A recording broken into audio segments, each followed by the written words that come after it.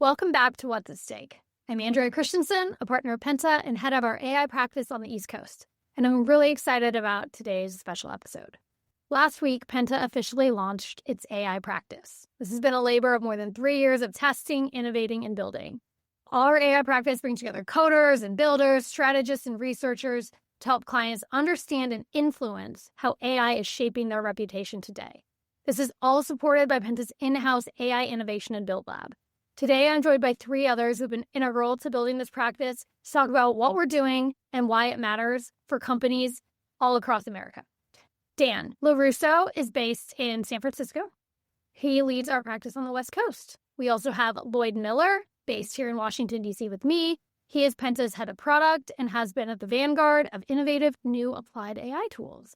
And we also have Lauren Wolfson, based in New York, who leads our research on messaging and audience perception. So everything from real-time analysis to survey and qualitative testing.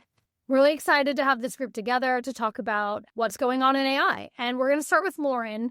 We felt the pace of change accelerate with AI over the last couple of years, and you spend a lot of your time helping companies understand how to stay ahead of the game. Can you just start with an overview of what you're seeing in the landscape, what Penta's doing, and what companies should be thinking about?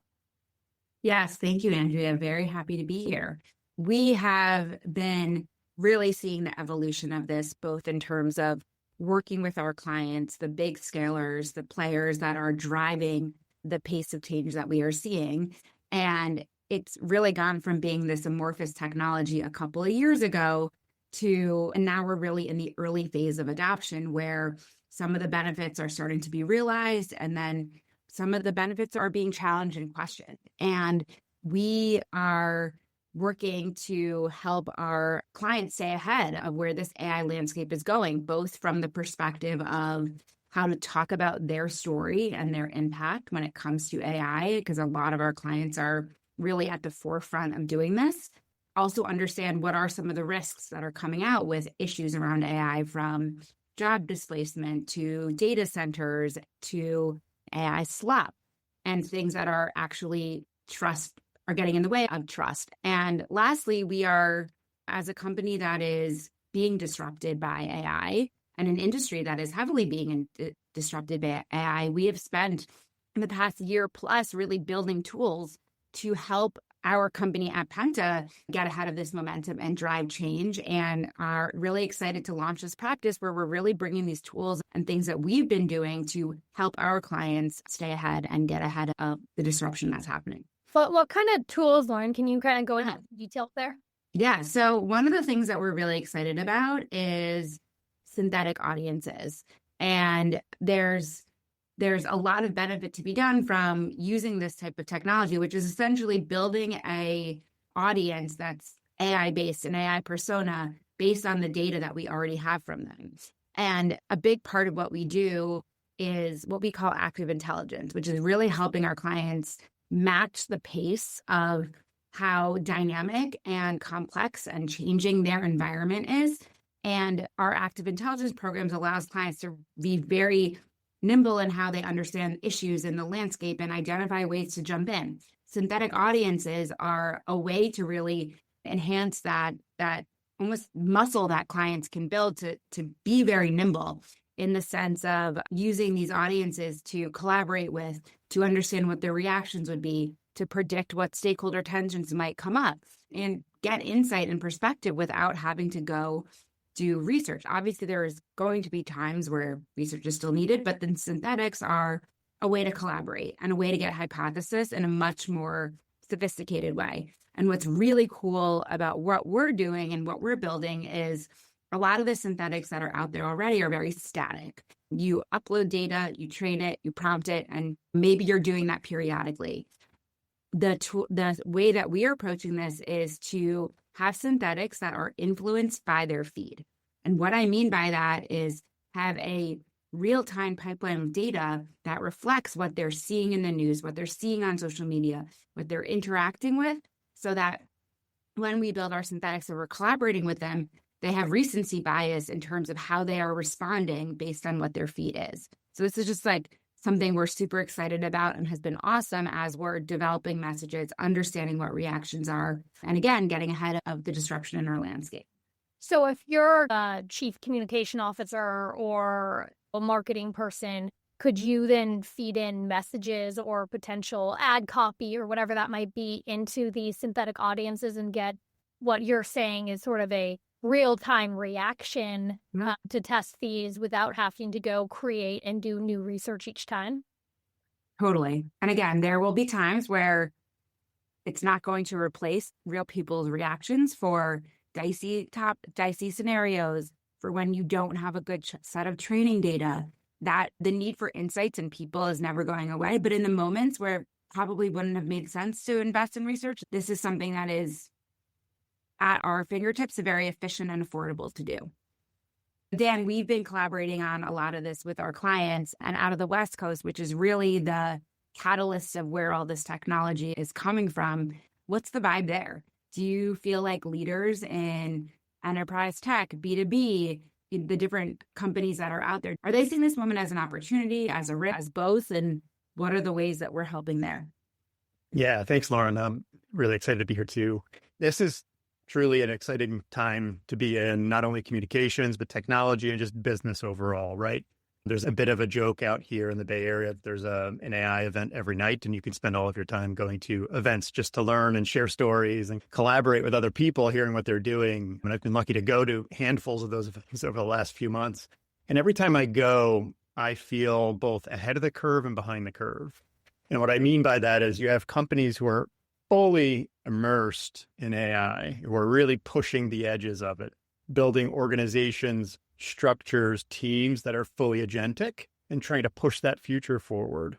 And then you have other companies who are more established, large, think Fortune 500, maybe in like regulated industries, trying to figure out an ethical approach to doing this in a way that's governed, that delivers value and is like measurable and impactful, but thoughtful, right? So you have these tensions in this world that's moving very, very quickly. And I think it's both, to your question, is it an opportunity or a risk, right? The opportunity is, wow, we can set our brand apart, our communications apart. We can find new ways to engage with our stakeholders and learn from them. The risk is, are we going too fast? Are we going too slow? Are we doing it appropriately for the goal of what we're trying to achieve? So I think companies always feel like you're on those two ends of the spectrum. And I think one of the things we do nicely here is help them figure out their path and their journey for AI, right? And I think that was one of the thoughtful ways we approached this practice and the development of it. So we're able to help teams that are putting agents into their org charts as team members to think thoughtfully about how you do that.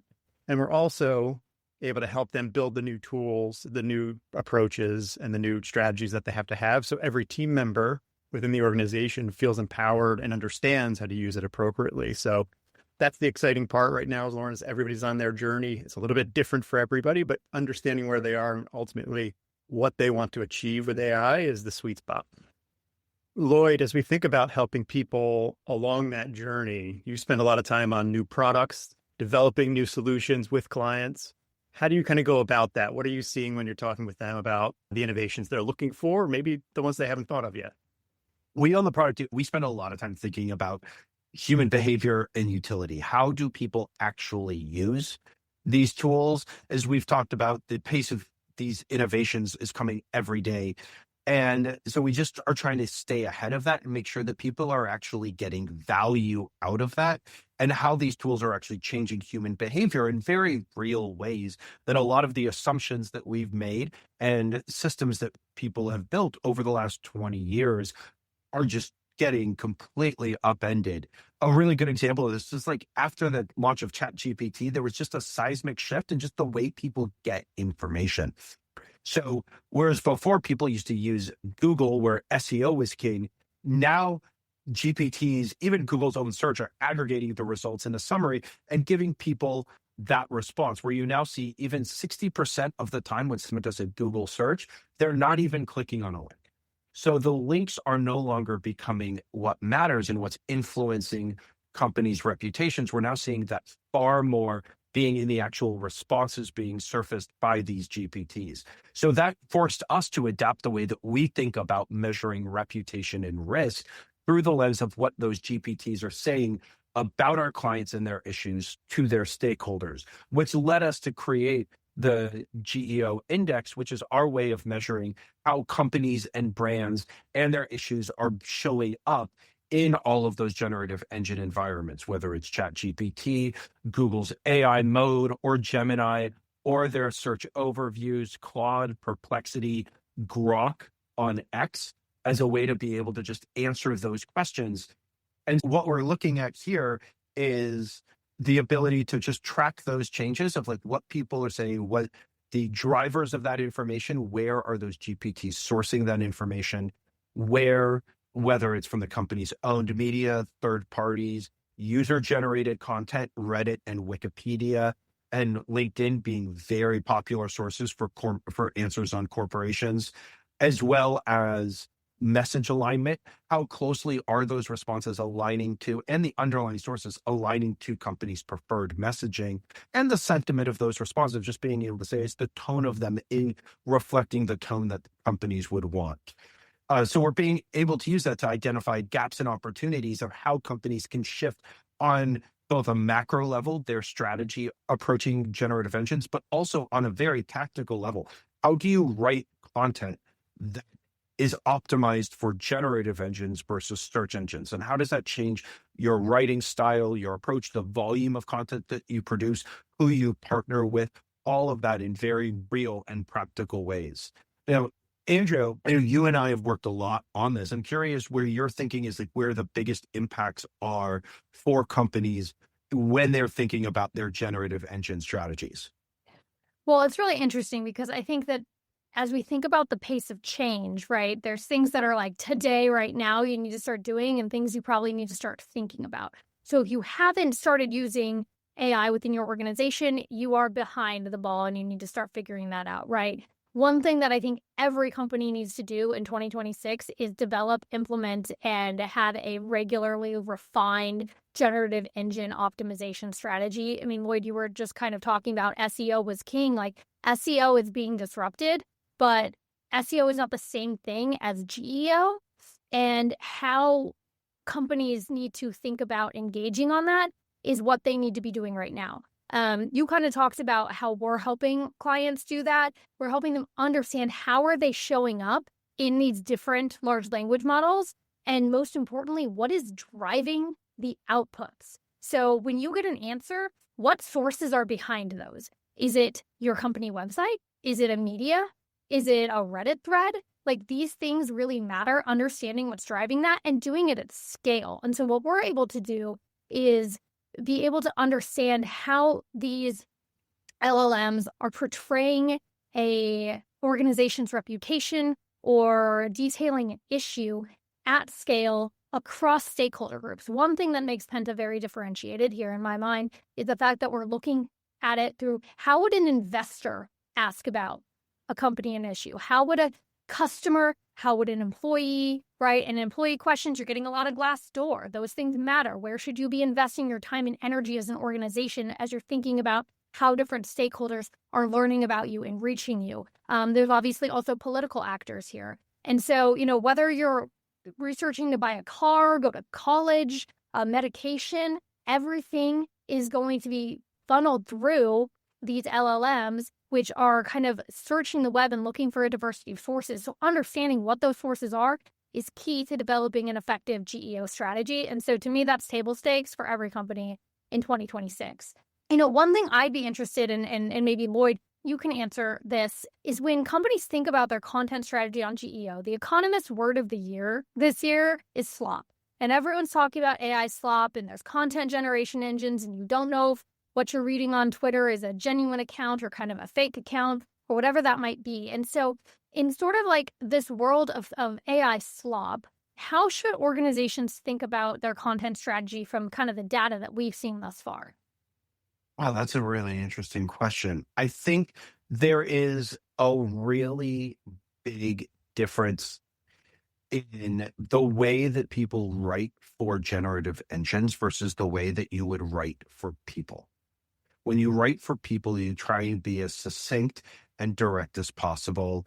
We all went through the clickbait era and the strategy of like, you'll never guess, what these people did. That is the worst possible way to write for generative engines. You need to give the answer. You need to give the answer many times in many different ways and in the same page. So you want to be able to be very explicit in the way that you write, but also write repetitively to be able to help the generative engine ensure that those words, those phrases in that way are being incorporated into the response. One of the other things that we found that I thought was really interesting around this was about the recency bias of generative engines, because every time they pull content to answer a response, they're looking for content that is up to date. What we used to have on a lot of owned media channels was a lot of explainers, right? You'd have like a glossary and it would be a very long, here's what you need to know about this topic. What you want now are far more of like blog style, constantly writing new views and explanations of those same explainers. Now, well, you might think about generative engine like can create a lot of like slop and noise on the internet. Companies can actually take those explainers using GPTs that are built for purpose-built for them to be able to transform content. They can use a very long explainer and on a regular basis create shorter, more recent, up-to-date versions of that they can publish on their website. So this isn't about creating more work for them. It's more about creating more opportunities for GPTs to be able to surface our company's important issues and point of view so that way it can be included in their responses. That's really interesting. Then I'm going to shift us to a little bit of a lightning round, and we're going to go Lauren, Dan, Lloyd. I'll actually start to give you all time to think because we didn't discuss this before. But I'd be really curious what you're seeing as like, what's next? What are the things that people need to be thinking about? For me, something I've been thinking about as we've been doing a lot of this generative engine optimization with clients, Lloyd, how important the source is and how important that source is in its reputability, let's say. So we're seeing a lot of owned content. What is on your website matters a lot. But when we think about media, we've seen a ton of disruption in media over the past decade or so. You have a lot of people worried about misinformation, disinformation, things like that. But I actually am sort of bullish on like print media, traditional established media, being able to sort of reestablish its importance going forward, because if something's going to be from the Financial Times or from The Economist or the Wall Street Journal, that they have reporters, that they have editors, that they have a process by which content gets vetted before it is published. And so there may be an inherent bias with some of these, but my sense is that print media publications that have been struggling for a while are probably going to have a resurgence here because people are willing to pay for things that they know are going to be more legit than just sort of the AI slop on the internet. So that's kind of my prediction. Lauren, you have something? Yeah. I think in 2026, with especially the midterm elections coming up, we're going to see a very big disconnect between what the tech opinion influencers and elites and let's call it the AI bubble know and feel versus voters. And that disconnect is actually there. In some ways it's shrinking in terms of more people using AI becoming familiar, but the gap of who is actually benefiting from the AI is widening. And I heard a stat recently that only 7% of voters think that they are personally going to benefit from AI. I'm butchering that a little, but that's an insanely low number. So I think as we work with our clients to tell their AI story and look for unexpected ways to connect it to the different stakeholders, the tensions of who matters are going to become even more dicey.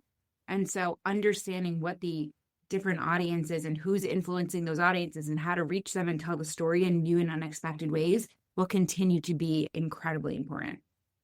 Awesome. Dan, I'll try to bridge that gap. I mean, I think there's definitely a connection between the two, right? The beauty of being in communications is you start to learn how to communicate effectively. The old saying of tell them what you're going to tell them and tell them again, right? Isn't too far afield from what we're talking about here. So that notion of frequency, consistency, and channel is going to be very pertinent to AI and how you communicate that story, because I was at another event and they were talking about like how fast something can go from online posting. So a research study that was issued on The Wire within an hour or two was cited as one of the top sources in a Gemini search about a general topic of fitness, for example. So that speed and frequency and how quickly, to Lloyd's point, they were pulling that, right? Seeing it, pulling it, and categorizing it in the answer is both impressive, but poses a lot of challenges for communicators within organizations trying to figure out how do you consistently do that, do it at pace and scale. Because I think our notion is also like, we don't want to exhaust people with our story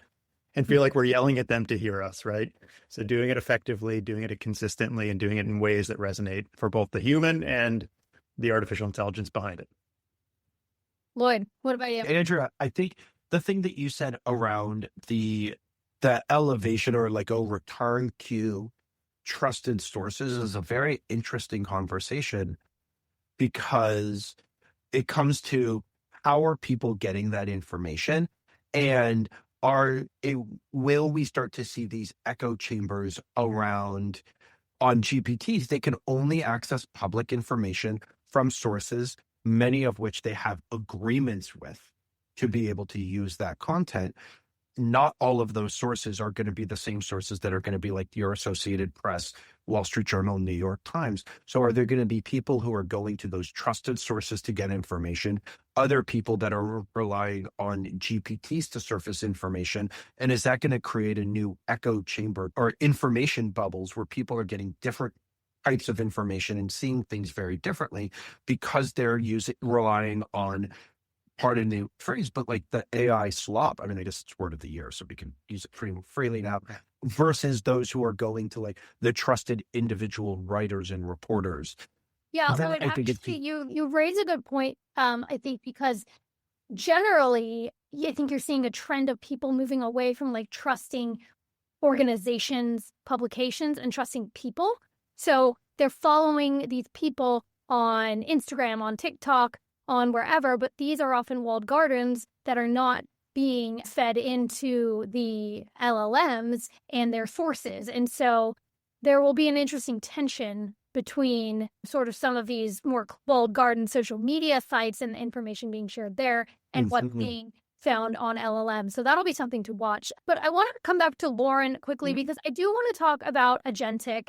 Everyone's talking about agentic right now. I think that the definition of agentic is a little subjective for some people, but maybe you want to talk about how we think about agentic and how we think our clients should be thinking about it in companies. Yeah. I feel like if 2024 was the year people were hearing about AI chatbots and ChatGPT, 2026 is going to be the year of people hearing about agentic and AI and starting to reap the benefits. And you're absolutely right. There is a ton of hype about agentic AI.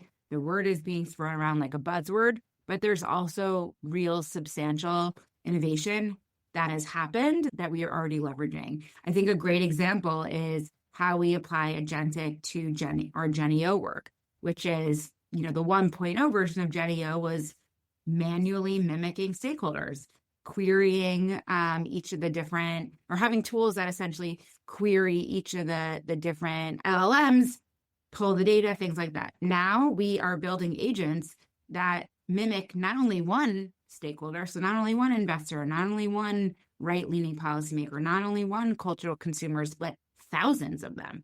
And how and agents can be built to really mimic multiple perspectives within a stakeholder group at scale, getting more robust data, which leads to more robust insights, which leads to better strategy. So that's just one example of a very practical use of agentic AI and how that's coming to fruition. There will be a lot more in terms of how we're incorporating it, how we're going to be advising our clients to incorporate it. And that is something that should be on everyone's radar for 2026 and beyond, if not already. Well, I think you said it, Lauren. There will be a lot more. There'll be a lot more from us. There'll be a lot more to discuss. And so Dan, Lloyd, Lauren, thank you for joining me. Thank you, everyone, for listening. If you want to learn more about Penta's AI practice, you can find details on our website, pentagroup.com. Thanks for joining us.